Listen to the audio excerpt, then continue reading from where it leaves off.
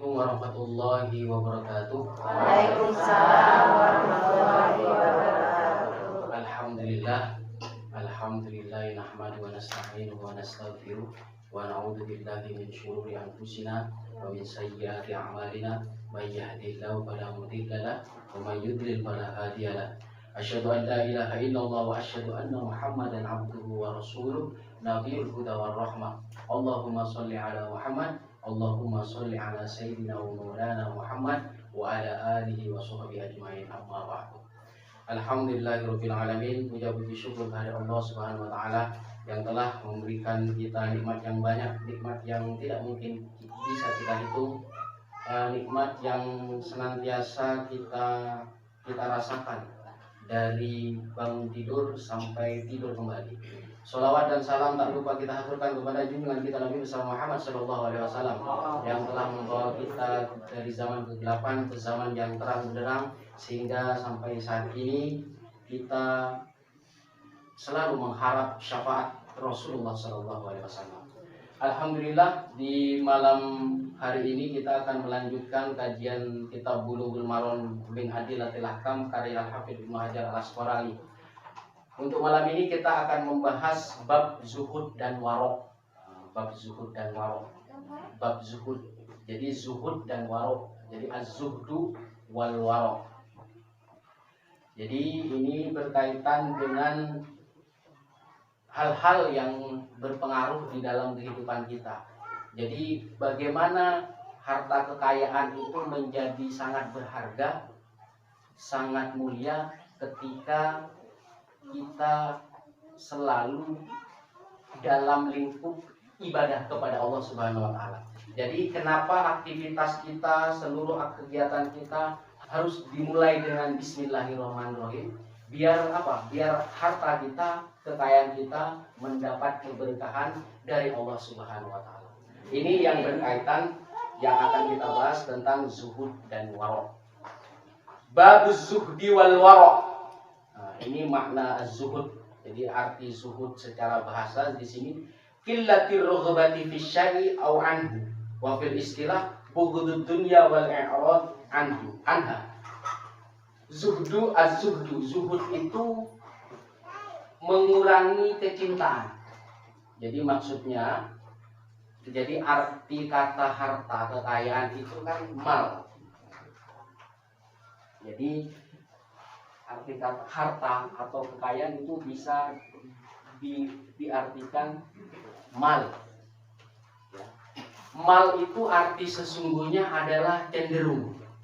Jadi miring, cenderung ke kanan atau ke kiri. Jadi mal itu artinya harta di sini. Atau harta. Atau kekayaan. Tapi arti sesungguhnya mal itu berasal dari mala yamilu.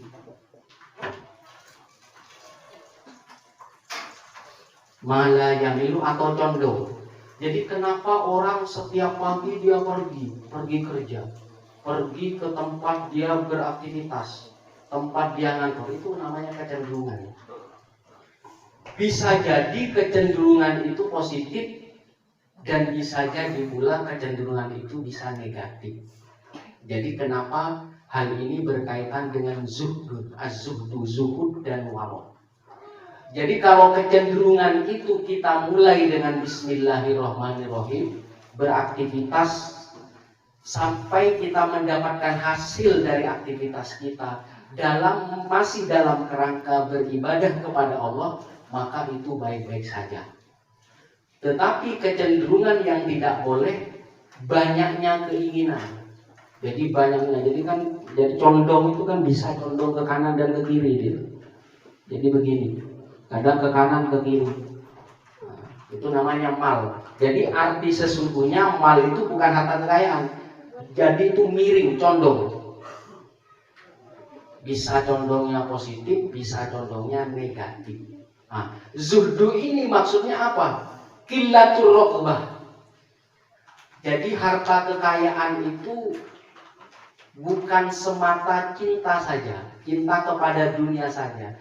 tetapi harta kekayaan itu adalah sebagai ibroh. Jadi kalau kita menghasilkan banyak harta, maka ibadah yang ada di sana adalah sedekah, infak atau lain-lainnya, zakat atau hal-hal untuk mendukung suatu hal yang positif. Berarti apa? Orang yang beraktivitas dari pagi sampai malam itu kecenderungan yang positif. Dari pertama beraktivitas kemudian mendapatkan hasil yang banyak, itu kecenderungan yang positif. Artinya masih dalam kerangka ibadah. Nah, jadi qillatul roghbah bukan hanya semata untuk dunia saja. Yang dimaksud zuhud ini kita rengkuh, kita ambil dunianya untuk bekal kelak di akhirat. Nah, itu yang dimaksud qillatul roghbah. Berarti bukan maksudnya sedikit mengambilnya, sedikit mengambil hasilnya, harus banyak karena dunia itu sebagai mazra'atul akhirah. Jadi ladang agar kita kelak panen di akhirat. Jadi az-zuhd itu qillatul raghbati fi syai'i aw anhu. Jadi sedikit keinginan. Maksudnya cinta banget kepada dunia itu sedikit. Tetapi harus diperbanyak. Agar apa? Agar menjadi ladang atau sawah kita. Suatu saat kita akan memetik bukan hanya di dunia saja, tetapi harapannya kita memetik hasilnya di akhirat kelak. Amin ya rabbal alamin. Babuz zuhdi wal wara'. An Nu'man ibni Bashir radhiyallahu anhu qala sami'tu Rasulullah sallallahu alaihi wasallam yaqul wa ahwan Nu'man bi asba'ihi ila udunaihi innal halala bayyinun wa innal haram bayyinun wa bainahuma mushtabihat la ya'lamuhunna katsirun minan nas faman ittaqa syubhat faqad istabara'a li dinihi wa 'irdihi. Ini dari Nu'man bin Bashir. Saya pernah, jadi kata Nu'man, saya pernah mendengar Rasulullah sallallahu alaihi wasallam bersabda. Yaqul wa ahwan. Jadi ketika Rasulullah bersabda, Nu'man ini mengangkat kedua jari telunjuknya. Jadi Nu'man itu mengangkat kedua jarinya begini. Jadi wa ahwa an-Nu'man bi asba'ihi ila udunai. Jadi ngangkat begini ya. Begini. Nah, begini. Jadi mengangkat ya. Innal halala bayyinun wa innal harama bayyinun. Sesungguhnya yang halal itu jelas. Dan sesungguhnya yang haram itu jelas.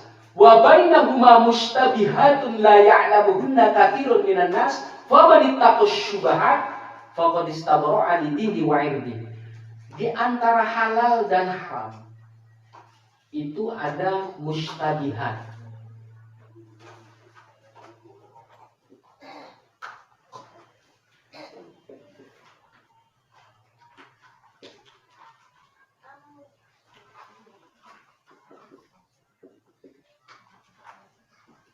Jadi yang halal jelas, terang, dan sesungguhnya yang haram juga terang. Wa bainahuma mushtabihat, ada di antara itu. Jadi di antara halal dan haram ini yang mushtabihat itu di sini. Mushtabihat itu ada di situ.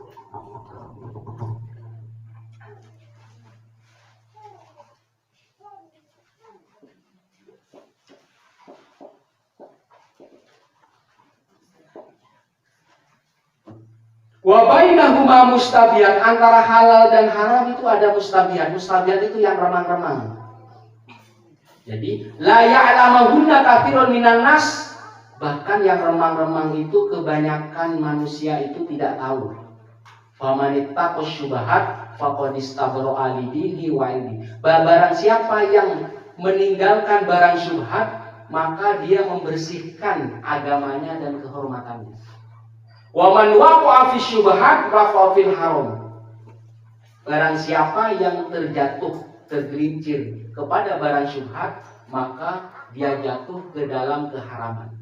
Contohnya, karroi yar'a haulal himam. Jadi biasanya seorang penggembala itu dia itu menggembala misalkan menggembala kambing. Jadi misalkan menggembala kambing. Haulal hima. Hima itu wilayah terlarang. Wilayah di mana kambing tidak boleh memakan rumput dari wilayah itu. Jadi misalkan ada setiap tempat itu wilayah yang dikasih pagar. Yushiku ayyaqafi. Jadi kambingnya itu jangan dekat-dekat. Jangan dekat-dekat ke tempat yang terlarang. Jadi bahkan masuk saja tidak boleh, apalagi jadi mendekatnya itu nggak boleh, apalagi masuk. Jadi gitu. Karra'i yar'a haulal hima yushiku ayyaqafi. Ala wa inna likulli malikin hima. Ketahuilah bahwasannya setiap raja, setiap kerajaan, bahkan setiap daerah, setiap rumah itu kan ada wilayah terlarang. Orang luar tidak boleh masuk. Atau bisa disebut apa namanya? Privasi. Private. Ala wa inna himallahu maharimu. Sesungguhnya wilayah terlarangnya Allah itu yang diharamkan. Ya.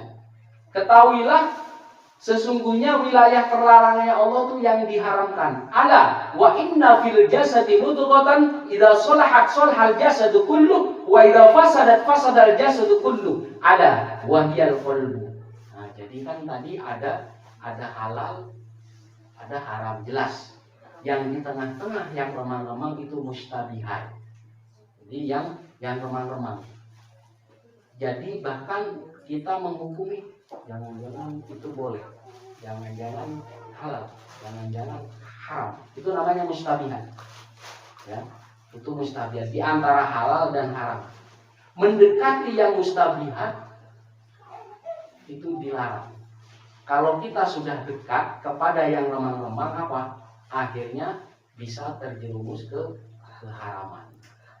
Jadi setiap tempat, bahkan setiap raja, kerajaan, setiap negara itu punya tempat terlarang. Tempat terlarangnya Allah itu yang diharamkan. Ketahuilah, dan sesungguhnya di dalam tubuh itu ada segumpal daging. Idza sholahat sholahal jasadu kullu. Kalau segumpal daging itu benar, maka seluruh badannya akan benar. Wa idza fasadat fasadal jasadu kullu. Jika segumpal daging itu salah atau buruk, maka seluruh badannya akan menjadi buruk. Apa itu? Ada wahyal qalb, itu adalah hati. Jadi kalau hatinya buruk, seluruh badannya akan buruk. Saya mau niat nipu orang itu, saya mau niat nipu. Jadi dia punya rencana, saya mau nipu biar saya punya keuntungan yang banyak. Hatinya ya, lama-lama kakinya melangkah.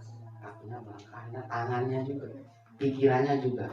Nah, jadi di hati itu jangan dimasukkan penyakit, jangan dimasukkan niat buruk. Jadi cukup di dalam pikiran, mentoknya ya, jangan dimasukkan di sini. Kalau ini sudah masuk di sini, itu pasti anggota badannya ikut buruk. Jadi kalau ini benar bersih, maka anggota badan bersih. Kalau ini buruk, maka anggota badan ikut-ikutan buruk. Jadi kadang orang galau, orang banyak pikiran, itu kan karena ini. Ya. Jadi kalau ada sesuatu keadaan yang di luar kita atau bahkan di dalam diri kita, di sekitar kita, di keluarga kita, yang tidak mengenakan kita pasti akan menjadi sesak, sempit kan? Jadi bukan hanya penyakit, sempit. Ini tolak. Jadi tolak dia. Untuk bisa seperti ini harus dibiasakan. Karena kalau kita tidak membiasakan, dia menggumpal penyakitnya di sini. Akhirnya kepikiran. Akhirnya ke anggota badan sakit. Semangat hidup nggak ada. Yang ada putus asa. Likaila ta'saw ala ma fatakum wala tafrahu. Wala tafrahu bima atakum. Jadi jangan berputus asa. Jangan berputus asa terhadap sesuatu yang lalu, terhadap sesuatu yang luput dari kalian. Dan juga wala tafrahu, jangan terlalu senang bima atakum. Jadi kalau misalkan ada sesuatu yang datang sekarang, atau yang akan datang, dan itu menggembirakan kita. Salah satu untuk bisa kita selamat dari hal yang buruk adalah apa? Bersyukur saja. Jadi bersyukurnya alhamdulillah. Kemudian tindakannya teruslah kasih.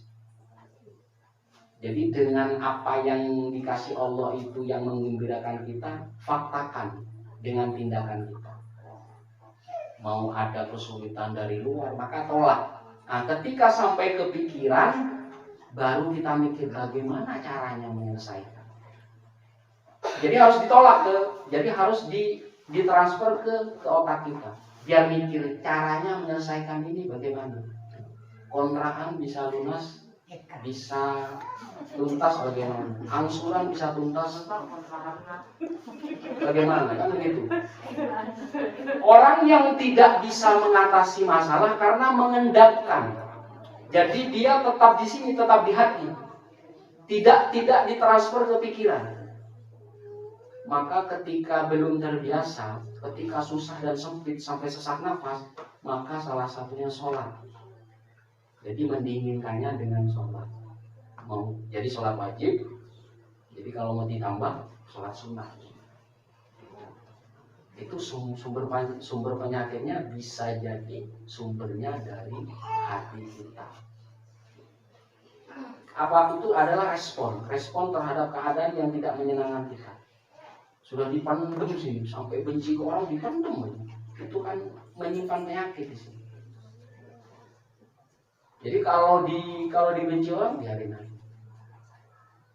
Jadi jangan sampai dipendam, jangan sampai membalas dengan penyakit lain. Pasti orang yang seperti itu bawaannya, kelihatan dari fisiknya itu tidak akan cerah dia.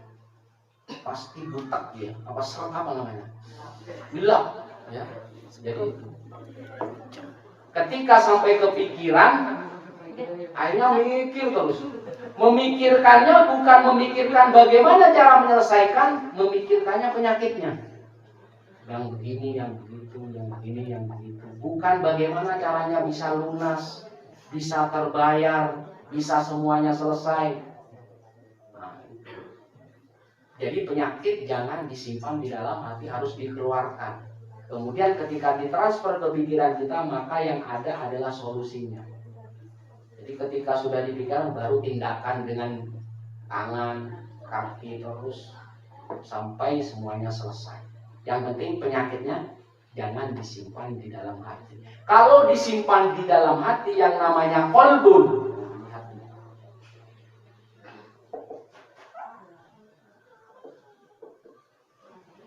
kalau penyakit disimpan di dalam hati yang namanya qalbun itu kan yataqallab.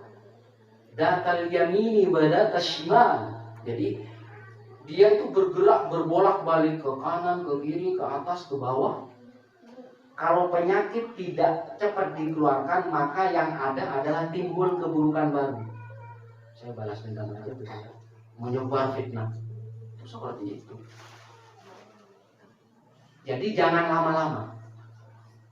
Karena hati yang ditakutkan dia membalik, bukan positif, akhirnya menjadi buruk. Ya ketika dia bisa membalas dan menyenangkan dia. Kalau dia kalah misalnya, yang namanya orang bertengkar itu nggak ada yang menang, semuanya kalah. Itu seperti itu. Mumpung ini belum berbalik ke kanan ke kiri, maka buang dulu. Saya belum terbiasa latihan, harus melatih diri. Karena idza sholahat sholahal jasad. Kalau hati benar berarti anggota badan yang lain akan benar. Wa idza fasadat fasadal jasad. Kalau ini rusak hatinya, maka anggota badan yang lain akan rusak. Ini kalau dipraktekkan selama seminggu saja itu bagus. Kalau praktek selama seminggu ini, itu sudah bagus. Apalagi terus kita melatih. Ketika hatinya bersih dan berusaha kita buang penyakit. Jadi kalau memang tidak bisa membuang, maka bantulah dengan istighfar. Susah membuang, susah memaafkan orang yang telah menyakiti kita. Udah istighfar aja. Astagfirullahaladzim wa atubu ilaih, atau astagfirullahaladzim li wali walidayya wali ashabil huquqil wajibati alayya. Jadi meminta ampun untuk kedua orang tua kita, yang pertama untuk kita juga, kemudian untuk orang yang punya hak dan kewajiban terhadap kita. Kalau kita punya hak, ya cepat hak itu disampaikan ke orang. Jadi kalau punya kewajiban ya sama juga, orang punya hak dan kewajiban, semuanya dimintakan ampun. Kalau kita susah, jadi kalau kita susah membuang itu, ya karena orang yang seperti itu harus banyak latihan. Terus seperti itu. Ketika sudah terbuang semua, maka yang ada adalah ketenangan. Karena pasti orang mencari ketenangan. Pasti mau di ujung manapun, karena itulah yang tempat rekreasi yang sesungguhnya itu. Jadi yang tempat rekreasi yang sesungguhnya ada di dalam hati kita. Jadi kalau orang udah tidak tenang, mau sempit, dia tetap karena punya tanggungan atau punya hal lain atau punya problem, mau lari ke laut, tempat rekreasi, tetap akan sempit. Pasti setelah selesai dia akan kembali lagi. Nah, rekreasi yang sesungguhnya adalah yang ada di dalam hati kita. Itu namanya rekreasi. Jadi rauhu wa raihan, jadi tenang, istirahat yang sesungguhnya. Sehingga mau di mana saja, mau ada problem tetap teratasi. Nah, itu seperti itu. Kalaupun memang tidak kuat, maka meminta ampun, istighfar. Jadi, ini berkaitan dengan qalbu, hati. Wa Nabi Hurairah radhiyallahu anhu qala Rasulullah sallallahu alaihi wasallam, ta'isa abdud dinari wad dirhami wal qatifah in u'tiya radiya wa in lam yu'ta lam yarda. Akhrajahu al-Bukhari.